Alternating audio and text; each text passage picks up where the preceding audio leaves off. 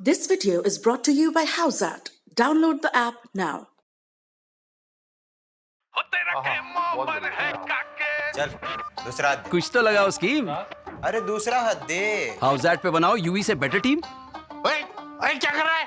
तेरी team check कर रहा हूँ। छोड़ यार। और जीतो 5 गुना रिवॉर्ड्स। तो बेटा हाउसैट। This game involves financial risk and may be addictive. Please play responsibly at your own risk.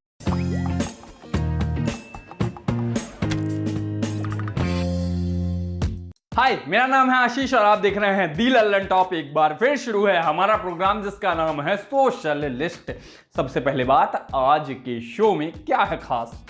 आज जम के ट्वीट डिलीट कर रहे हैं नेता और कोसे जा रहे हैं। क्या बात है, जानेंगे।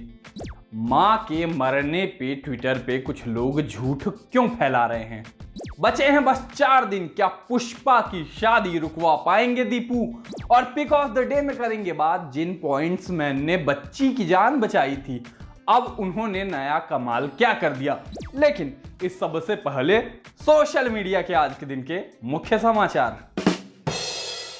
ट्विटर पर चलता नजर आया ट्रेंड ऑक्सीजन शॉर्टेज, साथ में एक हैशटैग और दिखा, इंडिया नीड्स ऑक्सीजन। तमाम कहानियां, तमाम अस्पतालों की पुकार सुनाई पड़ी। दिल्ली का शांति मुकुंद हो या भोपाल का निर्वाणा, सोशल मीडिया में सब ओर से ऑक्सीजन की मांग आती रही। शांति मुकुंद अस्पताल के सीईओ सुनील सागर तो ऑक्सीजन की कमी पर रो ही पड़े। कह रहे थे, डॉक्टर के तौर पर हमसे उम्मीद होती है कि हम लोगों को जिंदगी देंगे, अगर हम उन्हें ऑक्सीजन तक नहीं दे पाएंगे तो लोग मर जाएंगे। देखिए video. We probably, you see, we as a doctor, we as a hospital, we are supposed to give life. If we cannot give them oxygen even, what is the situation? When patient comes to, patient will die. Patient will die. Top पर चला आज trend अर्थ day. Vaccination को लेकर hashtag know your vaccine भी trend हुआ, लेकिन trolls ने चलाया मोविड 21। 24 घंटे में दुनिया में सबसे ज्यादा मामलों का रिकॉर्ड बना तो सरकार से सवाल हुए। कांग्रेस समर्थक कोविड-19 चाइना से आया, मोविड 21 मोदी का बनाया हुआ है, ऐसे ट्वीट करते मिले। 3 घंटे तक लगातार तड़पने के बाद ये वाक्यांश झूठों का नया हथियार बना है ट्विटर पर। लोग सेम ट्वीट एक एक शब्द इसका कॉपी करके पेस्ट कर रहे हैं। अब होगा ये कि इनमें से कोई एक तो जेन्युइन होगा, लेकिन बाकी लोग होंगे पक्का फर्जी। और ये कर क्या रहे हैं? ये झूठ बोल रहे हैं कि 3 घंटे तक लगातार तड़पने के बाद मेरी माताजी का निधन हो गया, उनकी जान चली गई, ऐसे ये लोग ट्वीट कर रहे हैं। 100% फॉलो बैक का वादा करते एक बंदे ने तो ट्वीट के शब्द बदलकर ये लिख दिया कि 3 घंटे तक लगातार तड़पने के बाद मेरी गर्लफ्रेंड मुझे छोड़कर चली गई। आपका सिस्टम जीत गया, मेरा गर्लफ्रेंड हार गया। लोग अब इनको कोस रहे हैं कि सबकी माँ एक ही है। सरकार को गलत प्रूव करने के लिए लोग किसी भी हद तक जा सकते हैं। सोशल मीडिया पर बहुत डर ऑलरेडी है। सरकारों को नाकाम बताने के लिए प्लीज झूठ तो मत बोलिए, वो काम सरकारें ऑलरेडी कर रही हैं। चलिए आगे बढ़ते हैं, बात करते हैं सोशल मीडिया के आज के और बड़े ट्रेंड्स की। आज दिन था डिलीट वाला, मतलब अगर कोई इवेंट जीवी हो तो आज जैसे ट्वीट डिलीट हुए हैं वो चाहे तो डिलीट उत्सव ही मना सकता है। अव्वल तो बात करते हैं गृह मंत्री के डिलीट हुए ट्वीट की। उन्हें नहीं किया था, भाजपा ने किया था। बताया था बंगाल में आज किन 3 जगहों पर अमित शाह रैली करेंगे, बाद में वो ट्वीट डिलीट कर दिया गया। लोगों ने बड़ी जलीकटी सुनाई कि स्वागत है आपका एक मरे हुए जमीर के साथ गृह मंत्री का बंगाल के चुनाव में रैली के लिए। लोगों को बड़ी उत्सुकता के साथ 3 रैलियों के लिए आमंत्रित करना, ऊपर से संकट के समय में बेशर्म की मुस्कुराहट, आपके दुख में इनका साथ मुबारक हो। बंगाल चुनाव, भारत के गृह मंत्री अमित शाह। भाई साहब कॉमा वॉमा लगा दिया करो, इतना लंबा लिखते हो तो।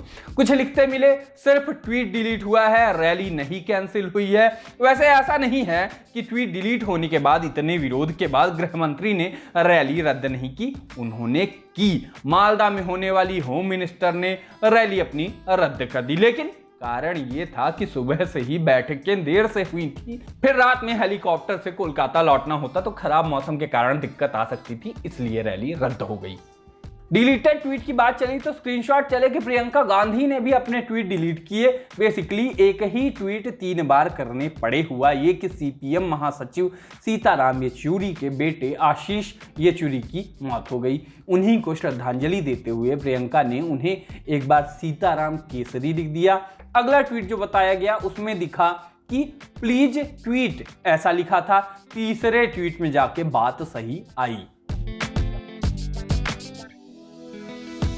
इस पर लोग ट्रोल करते दिखे कि ऐसी मिस्टेक्स कौन करता है। किसी ने कहा कंडोलेंस ट्वीट करने के लिए भी व्हाट्सएप आया। लिखा गया श्रद्धांजलि देने का काम भी किसी और को दे रखा है। वाह। सीताराम येचुरी के बेटे की मौत पर ही किसी और ने भी ऐसा ट्वीट किया जो डिलीट करना पड़ा। प्रियंका गांधी का ट्वीट तो विशुद्ध लापरवाही था। मतलब ट्वीट कर करके लोग सरकार बना लेते हैं, ये लोग ट्वीट नहीं कर पा रहे हैं। लेकिन बीजेपी बिहार के वाइस प्रेसिडेंट मिथिलेश कुमार तिवारी के ट्विटर हैंडल से जो लिखा गया वो बहुत भद्दा था। लिखा चीन समर्थक सीपीएम महासचिव सीताराम येचुरी के बेटे आशीष येचुरी का चाइनीज कोरोना से निधन। लोगों ने पलटकर कहा इतनी बेशर्मी विरासत में मिली है या कोई वैक्सीन लगवाई है इसके लिए। जब कोसा कोसैया हुई तो तिवारी जी प्राचीन काल से मारा जाने वाला बहाना ले आए। ये बहाना इतना पुराना है जितना होमवर्क कंप्लीट था, कॉपी घर में छूट गई वाला बहाना। इतना पुराना बहाना जितना सोमवार को बॉस को कॉल करके ये कहना कि मेरी तबीयत खराब है। इतना बहाना ये पुराना है कि जब डायनासोर ट्विटर चलाया करते थे तो इस बहाने को पुराना बताया करते थे। तिवारी जी ने लिखा राजनीतिक दुर्भावना में मेरा हैंडल हैक करके एक बेहद असंवेदनशील ट्वीट किया गया था। संज्ञान में आते ही ट्वीट डिलीट कर दिया गया है। मैं सीपीएम नेता श्री सीताराम येचुरी जी को सांत्वना व संवेदना प्रेषित करता हूं।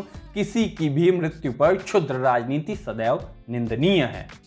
देखिए बात सीधी सी है। तिवारी जी ने कहा है कि अकाउंट हैक हुआ तो अकाउंट हैक हुआ ही होगा। कोई इस बात पे हंसेगा नहीं। अकाउंट हैक हुआ होगा, हर किसी को पता है, हमको भी पता है, आपको भी पता है। अकाउंट हैक हुआ ही होगा तब ऐसा ट्वीट आया। ऐसा होता है, नेताओं के साथ ऐसा होता है। जैसे अनंत कुमार हेगड़े, जब नाथूराम गोडसे पे उनके ट्विटर हैंडल से एक ऐसा ट्वीट आया कि जिससे विवाद हुआ तो उन्होंने बताया कि उनका ट्विटर हैंडल जो है वो हैक हो गया था।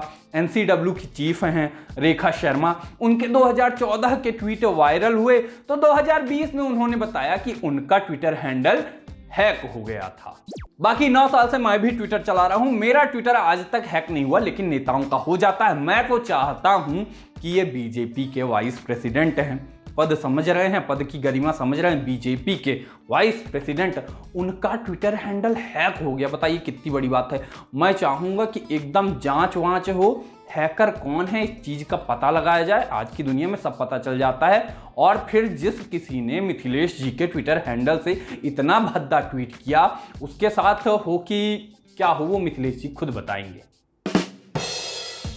दीपू तुम आ जाओ, पुष्पा ने ये मैसेज तुम्हारे लिए लिखा है।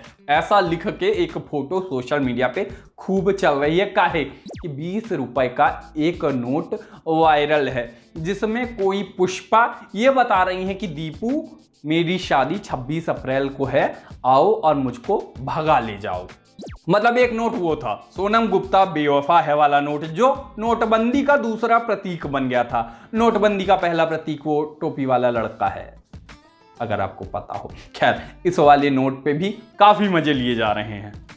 किसी ने कहा दीपू के पास बस 4 दिन रह गए हैं प्लान करने के लिए कि क्या दीपू पुष्पा भौजी को भगा पाएगा। कोई बोला 4 दिन बाकी है, दीपू को मेंशन करके पुष्पा की हेल्प कर पुण्य कमा सकते हैं। लोग मजे लेते मिले कि दीपू जी कहां है यार, ले जाइए ना अपनी पुष्पा को। शामत उनकी आई जिनका नाम दीपू है, लोग उन्हें टैग कर करके खाए ले रहे हैं।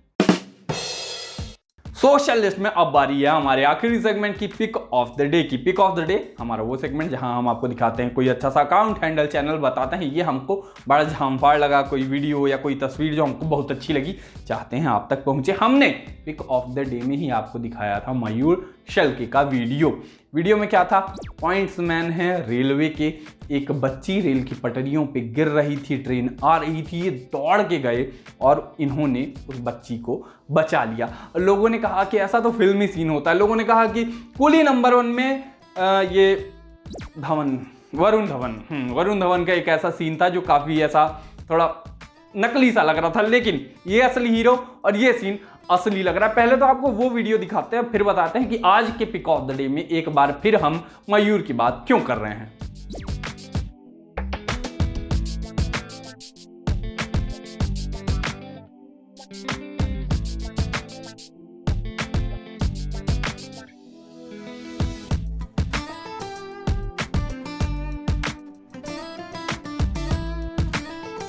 अब हुआ ये कि मयूर की देश भर से इतनी तारीफें हुई, लोगों ने उनको इतनी शाबाशी दी और उनका मीडिया में नाम हुआ, सब कुछ हुआ। रेलवे ने भी उनको 50,000 रुपए का इनाम दिया। और सोचिए उन पैसों से मयूर ने क्या किया।